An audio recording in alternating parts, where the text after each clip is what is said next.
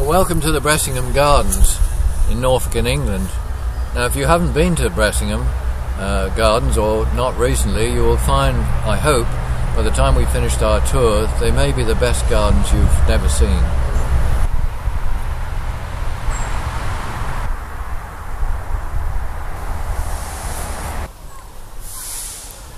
Bressingham Gardens is all about plants. There's over 8,000 different varieties here to see, but there's also great ideas using some of those best of plants, like this geranium roseanne, the hardy geranium that flowers from June all the way through to November. Now, other things in the summer garden also are yet to come out, so we'll have a display going right through to October with different plants and grasses coming out, so there's always something to see. This is Bressingham Hall behind me here, where Adrian Bloom moved into this Georgian mansion in 1946 with his family, which included me at the time.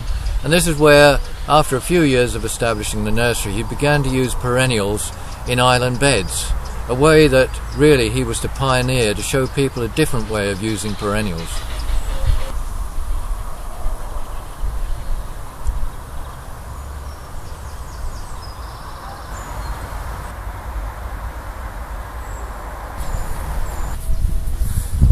The island bed idea is self-explanatory, really, particularly if you look at it from an aerial point of view.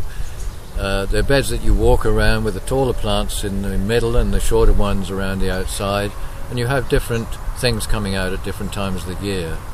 But just look at the spectacle of the plants here in the middle of summer, and particularly one of the Bressingham introductions, which is Crocosmia lucifer, one of many crocosmias, one of many other plants introduced by Adrian Bloom and Percy Piper way back in the 60s and 70s. Great plants for everyday's garden.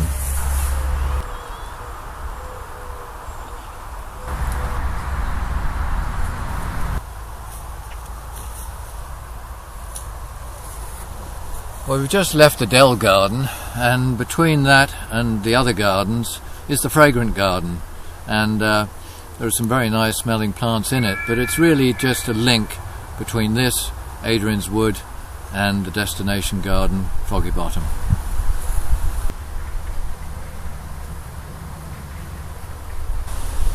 This is Adrian's Wood. It's a wood I planted a lot of years ago, and it's not any ordinary wood. Some very special trees in it.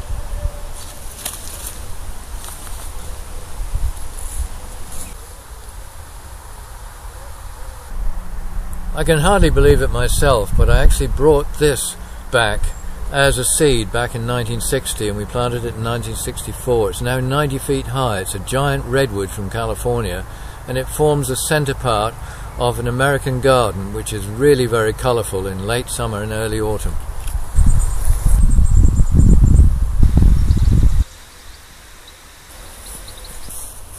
Back in 1966, when we built our house, this is the sort of meadow that we had in front of it, all ready to create a garden.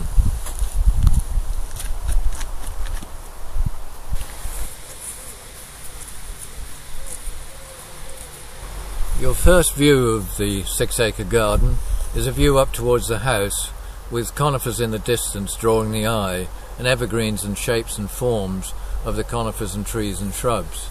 And then another vista is looking towards the west, and in the west you've got again a long line with a broad pathway and shrubs and trees, and really the architecture of the garden. And again, turning to the south, when you look down there, it actually invites you to go and look in more detail at some of the beds.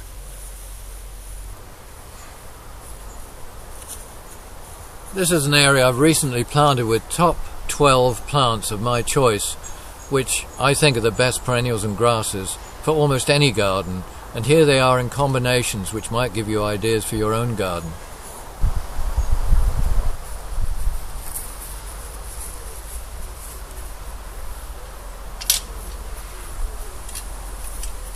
Foggy Bottom has a wide selection of trees, conifers, perennials and grasses to create combinations that give you year-round colour.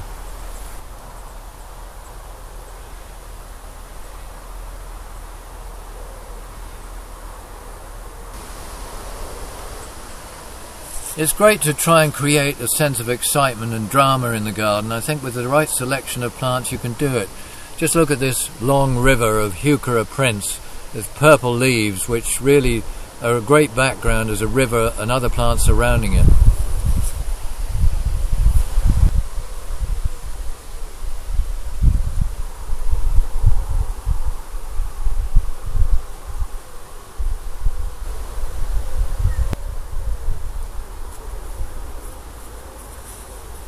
Foggy Bottom is a garden, like many, that has to change all the time. Many of those conifers get too big, they have to be cut down, and that gives opportunity for creating new beds and new areas. This is what we call Foggy Bottom Henge. It's got these 5 oak posts, and planted amongst those are golden leaf cornus and really spectacular geranium azure rush. There's some pretty amazing conifers in Foggy Bottom. This one is a weeping cedar. And here's another one. I think one of the things that I've tried to do here is to show how conifers can be used with other plants. This planting is mostly about foliage and form, with only the lavender in front in flower.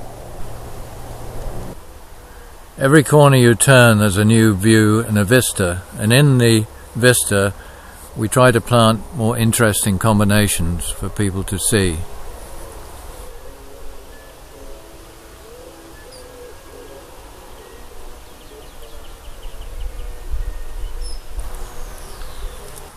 This is our visitor's book, and it's a great inspiration to us to know what people think of our gardens.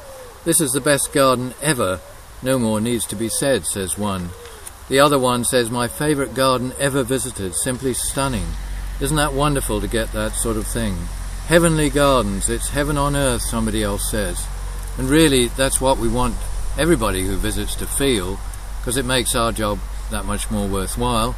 But we really want those of you who have never been here to come and visit us at Bressingham Gardens.